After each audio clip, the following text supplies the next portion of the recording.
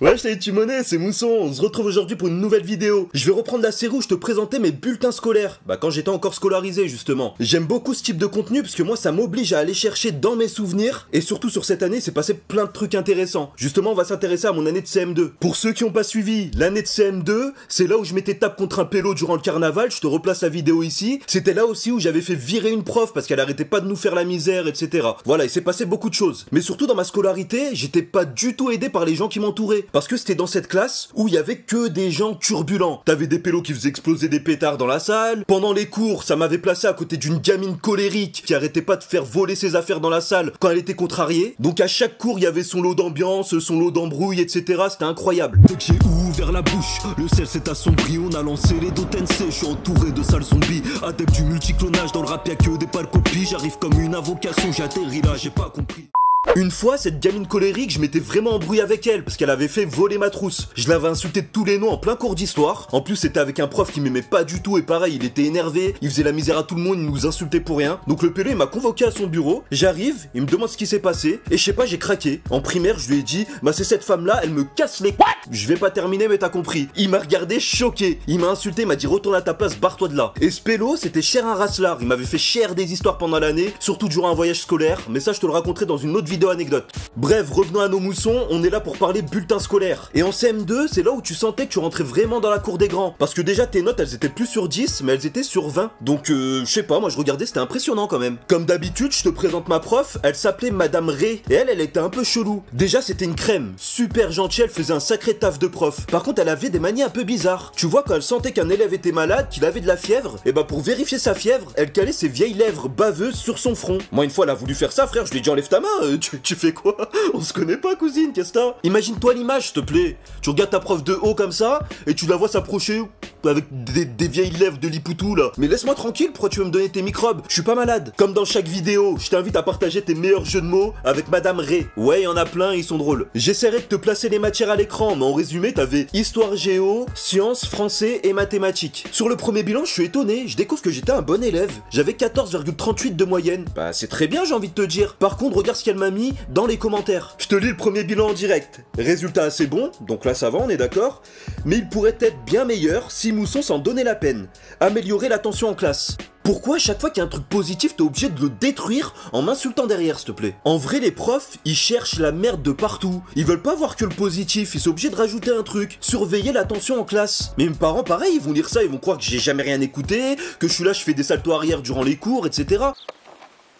Non, j'écoutais, j'ai donné tout ce qu'il fallait, j'ai eu 14,38 de moyenne, c'est très bien, arrête-toi là, encourage-moi, c'est tout. Deuxième bilan, magnifique, on m'arrêtait plus, j'ai atteint les 15,45 de moyenne, oh presque 16 sur 20 de moyenne, c'est incroyable ça. Mais encore une fois, dans les commentaires, ça m'a taillé parce que j'ai perdu 2 points en français. Ok, tu te dis 2 points c'est beaucoup, mais je me suis rattrapé sur les autres matières, notamment maths et éveil. Éveil, comme je t'ai dit, c'est histoire, géo, sciences, etc. Au niveau du bilan, ça donnait quoi? Des progrès en mathématiques et éveil, mais une baisse en français à laquelle il faut remédier immédiatement par un effort plus important et une attention plus soutenue. Donc elle remet une couche sur le fait que je suis pas attentionné en classe, et en plus elle me taille seulement pour le français, alors que j'ai des notes qui compensent et qui fait que j'ai gagné 1 point sur la moyenne générale. Il y a un moment, laisse-moi tranquille, wesh, c'est bien, 16 sur 20 de moyenne, c'est impeccable. Je vais pas faire le détail de tous les bilans, hein, tu les verras à l'écran, mais en fait, tout s'est bien passé durant cette année, j'ai eu des super notes, c'est juste dans les commentaires où la prof elle m'a toujours taillé. Mais je comprends pas, tu peux prendre 6 points sur ta moyenne générale, il suffit que t'as perdu un demi-point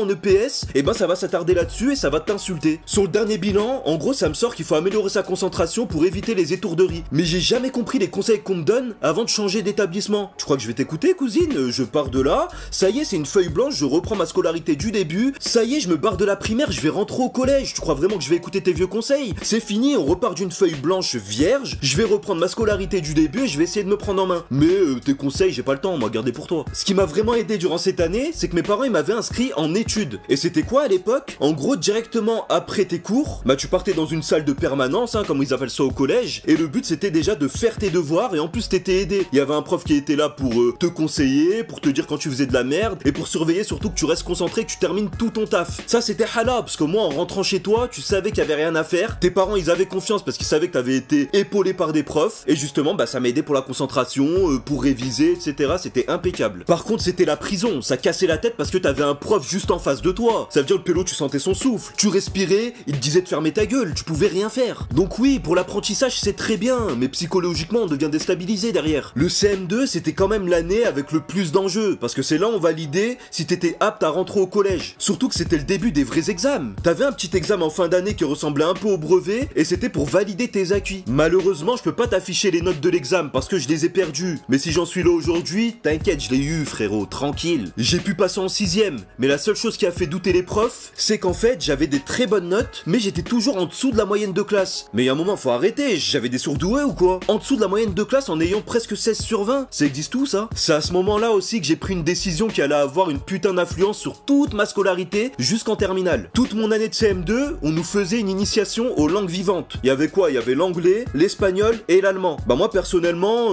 j'étais en train d'étudier l'anglais et l'allemand, mais c'était des petits trucs basiques, tu vois. Comment tu t'appelles, où t'habites, ou je sais pas quoi. Mais ça voulait te donner quand même le goût aux langues vivantes pour savoir ce que t'allais choisir en rentrant en 6ème. Je pense que je l'avais déjà raconté dans une autre vidéo, mais t'avais la prof d'allemand qui faisait du harcèlement. Elle faisait de la propagande pour sa langue de merde. Elle venait pour t'expliquer que c'était l'avenir, que plus tard tout le monde allait parler allemand et qu'il fallait apprendre parce que c'était la langue du business. Pas du tout, je te le dis aujourd'hui, 20 ans plus tard, pas du tout. Mais moi à l'époque j'étais influençable. Et mes parents écoutaient aussi les conseils des profs qui m'ont conseillé de faire de l'allemand. L'allemand pourquoi? Bah ça te permettait en fait d'entrer dans une classe qui s'appelle classe européenne où t'étais entouré de personnes qui parlaient très bien l'allemand, avec qui t'allais étudier niveau international, t'allais faire des échanges entre l'Allemagne et la France, etc. Voilà, c'était un peu une cellule spéciale pour les fous de l'allemand. Est-ce que j'ai une gueule d'être fou de l'allemand? Non. Voilà comment je me suis retrouvé dans cette merde, dans une classe européenne à partir de la 6ème, et ça engendre aussi tous les gens qui m'ont entouré, les profs qui sont un peu spéciaux, etc. Mais tout ça, on aura le temps d'en parler plus en détail quand je te présenterai mon bulletin de la 6ème.